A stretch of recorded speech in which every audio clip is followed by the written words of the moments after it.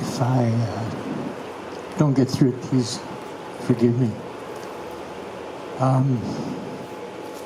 My name is Mike. I lived here for, well, in January it would be 20 years. Only one resident has been here longer than me.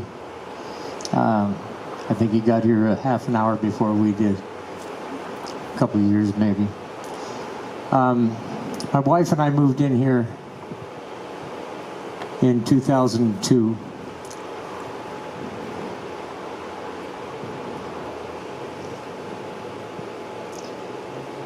Ten years ago, my father died. 2 years ago, my mom, Karen, died. Almost 6 years ago, breast cancer. And this feels like another death. It feels like a funeral. A funeral that could have been prevented. My major gripe is not with the owners, who, by the way, the previous owners are still the owners. The developers don't own this place, and they're using that as their excuse to not pay us what they've promised. And if that's true, they also have no legal standing to evict anybody from any place. If they do, I can come to your house and evict you. They've got no standing to do such a thing. They promised us things, and they haven't come through. It's that simple. Their promises are garbage. The first thing they did, the first public meeting they had, their representative swore that they weren't going to take out any trees.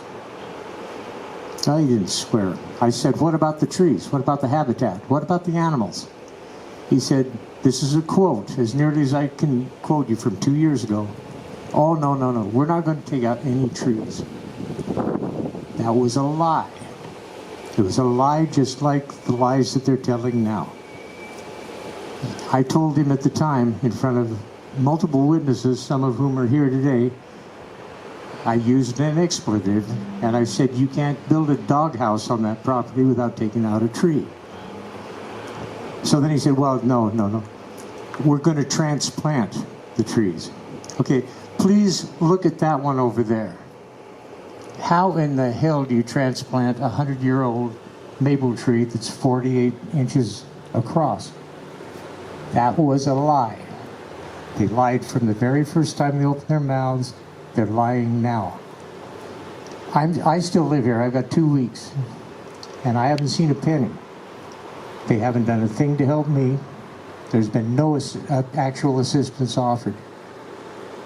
They did hook me up with one of their minions, who she's nice enough, but she sends me links to things that I can find on Zillow.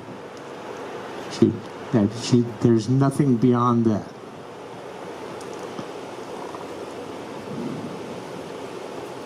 My major, as I said before, my major gripe isn't with the people who actually own the place now, because it's theirs to sell if they want.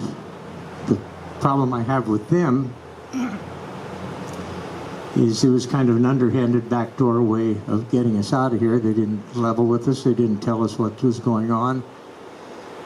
And instead of selling to somebody who wanted to, the place to remain in homes, places where we could feel safe, comfortable. Instead of that, they sold out to some people from St. Louis who are going to do like what you see across the corner there.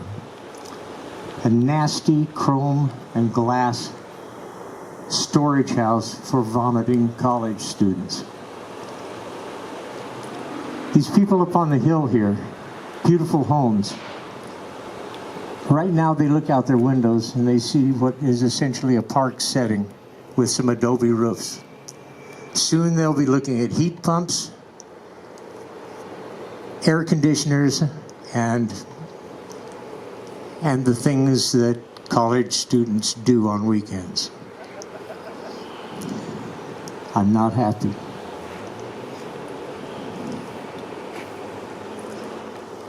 But my biggest gripe at this point is with the city itself.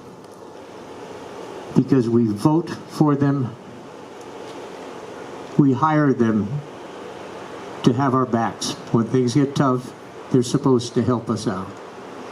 None of us is asking for a free ride anywhere. But we asked the city to please stand up for us. That's their job. So what I want viewers, I guess, and voters to know, that we are living proof that if you're in a jam and somebody comes running up with a fistful of dollars, the city of Boise will not stand up for you. And I will go to my grave doing everything I can to make sure that none of those bastards who voted for this thing to go through wins re-election. I promise you that. Thank you.